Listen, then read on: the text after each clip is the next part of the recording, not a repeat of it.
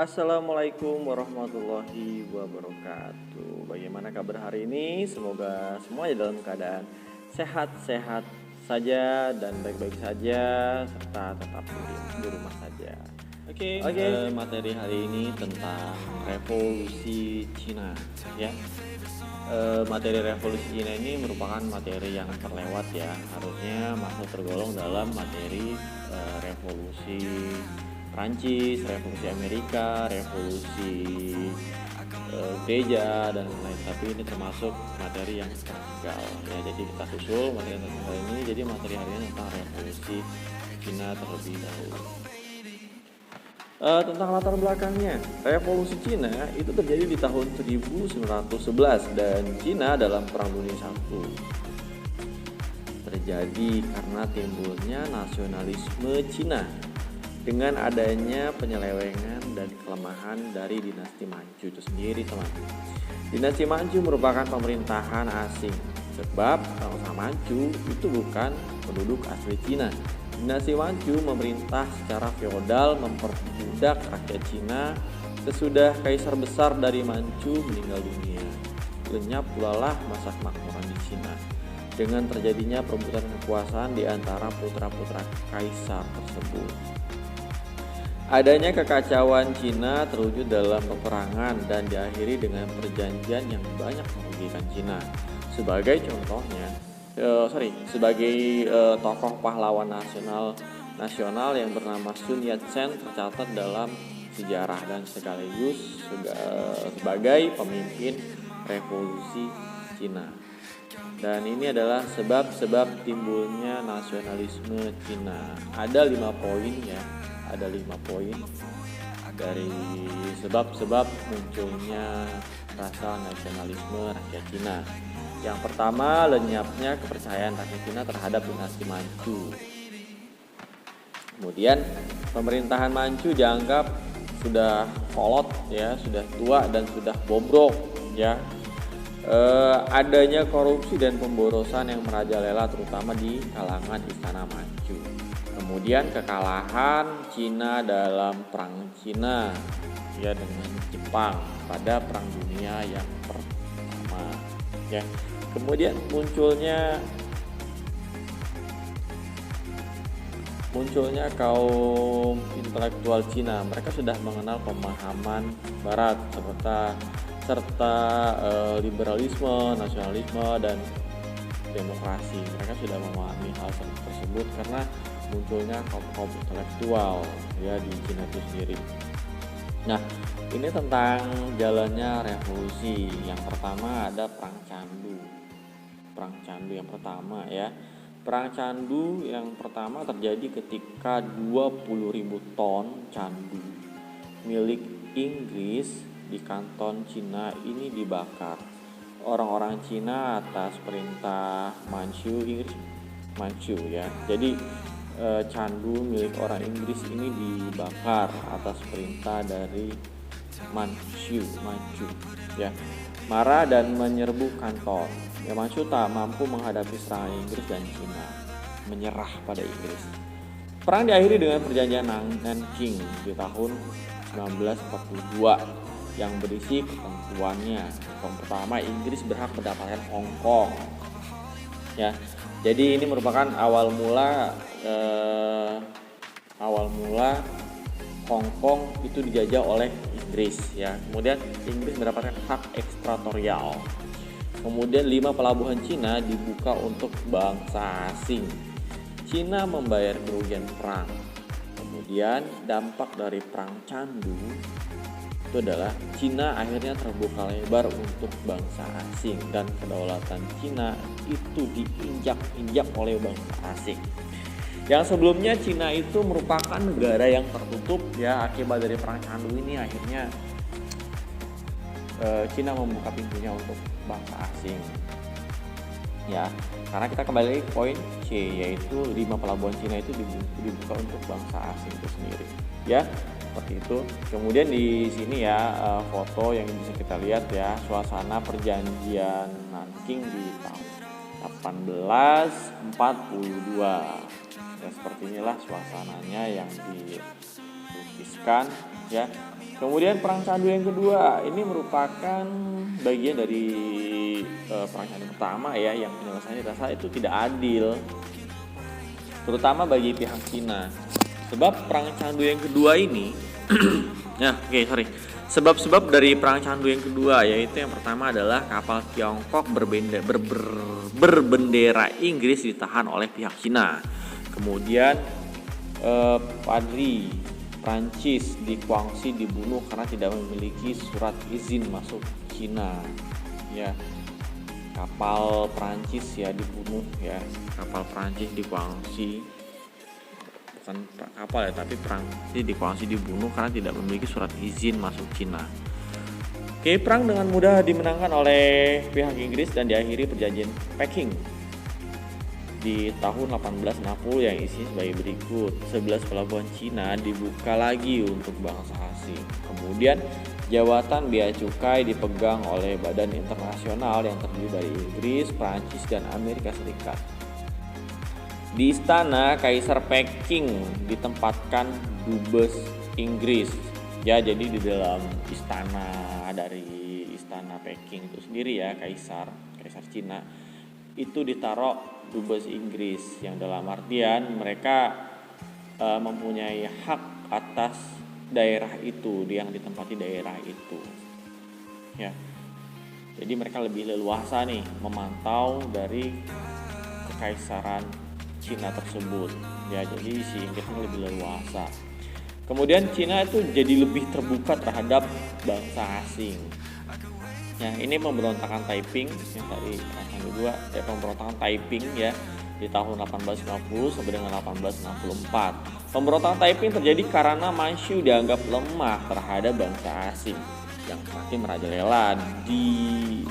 merajalela di Cina ya. Ini berdampak ya sebagai dampak pembukaan Cina setelah kalah dalam Perang Candu I dan Perang Candu II. Kemudian muncul lagi penderitaan kesengsaraan rakyat akibat pemerintahan feodal Manchu. Kemudian timbulnya keinginan rakyat untuk membangun masyarakat baru yang bahagia, sama rasa dan sama rata.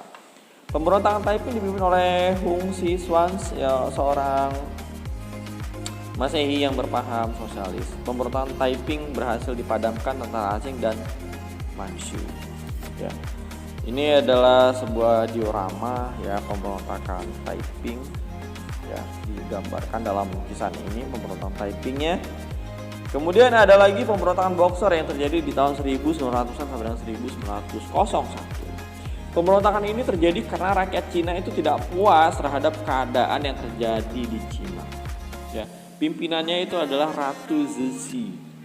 Namanya Ratu Zexi.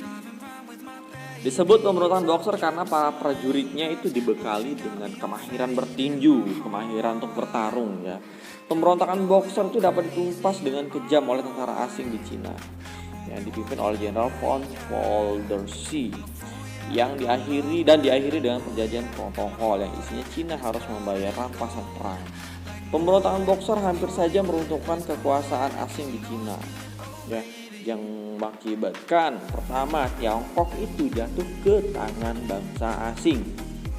Yang kedua, bangsa asing akan membagi Tiongkok di antara mereka sendiri ya. Jadi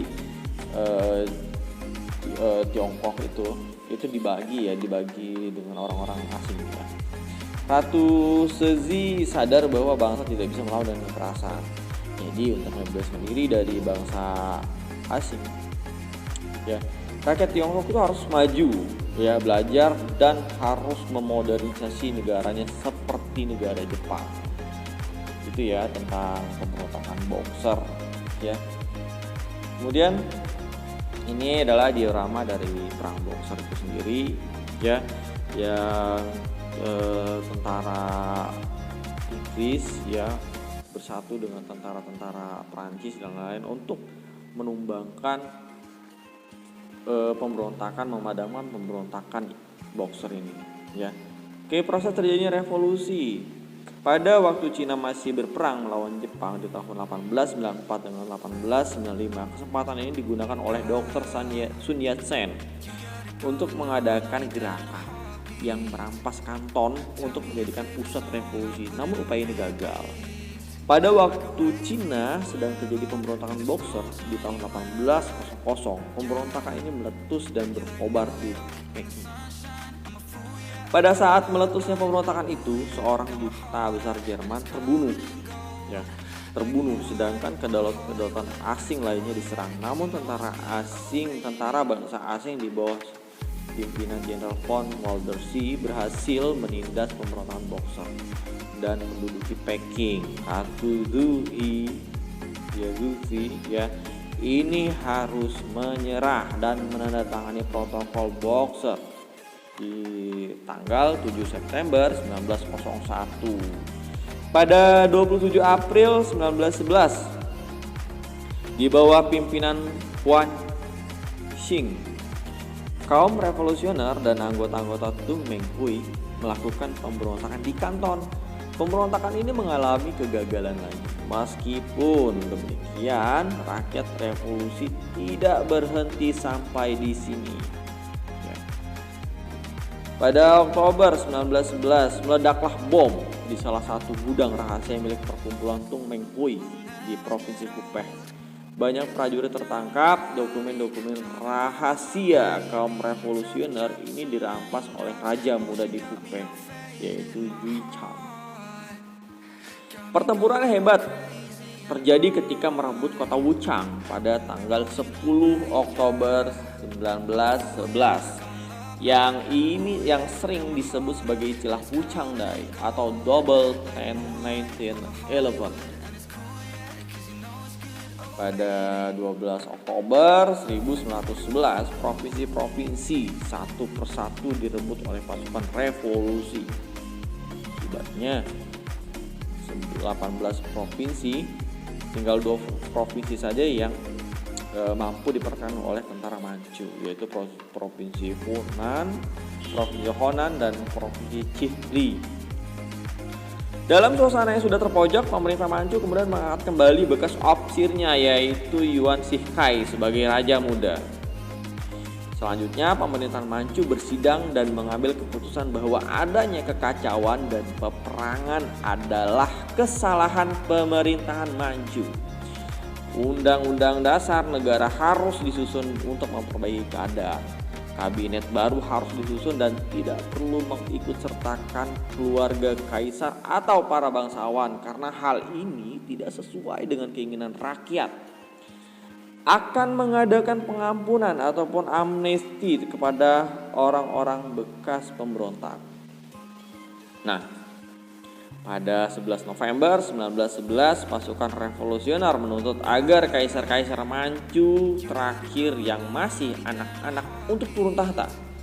Sebagai reaksi di pihak Manchu ialah mengangkat Yuan Shikai sebagai pemimpin sipil dan militer tertinggi di Cina Utara.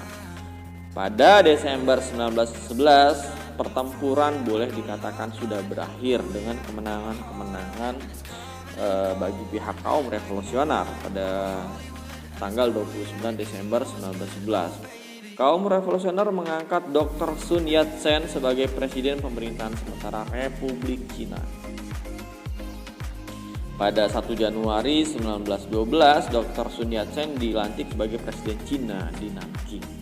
Tanggal 1 Januari selanjutnya dinyatakan sebagai tanggal berdirinya Republik Cina. Sedangkan tanggal 10 Oktober yakni meletusnya revolusi di Wuchang menjadi hari kemerdekaan Cina. Jadi berbeda antara tanggal berdirinya Republik Cina dengan hari kemerdekaan Cina itu berbeda. Ya, kalau tanggal 1 Januari itu berdirinya Republik Cina, sedangkan tanggal 10 Oktober itu adalah hari kemerdekaan. Jadi seperti itu ya teman. Selanjutnya Dr. Sun Yat-sen menyatakan bahwa dasar negara adalah rakyat. Oleh karena itu, maka semua suku bangsa yang ada di negara Cina, yaitu ada 5 suku bangsa itu ya, dipersatukan sebagai satu bangsa ataupun nasional. Persatuan dilambangkan dengan bendera Republik Cina yang terdiri dari 5 warna: merah, kuning, biru, putih, dan hitam. Nah, Pada tanggal 12 Februari 1912 adalah merupakan tanggal penyerahan kedaulatan dari tangan pemerintahan Manchu kepada rakyat Cina. Di dinasti Manchu memerintah sejak 1644 berakhir sudah ya. Perihal penyerahan kedaulatan dan beberapa permintaan dari bekas pemerintahan Manchu disampaikan oleh Yuan Shikai kepada Dr. Sun Yat-sen. Hal ini disambut dengan gembira oleh Dr. Sun Yat-sen. Untuk menghindarkan kemungkinan terjadinya perpecahan, Dr. Sun Yat-sen akhirnya mengundurkan diri dari jabatannya sebagai presiden.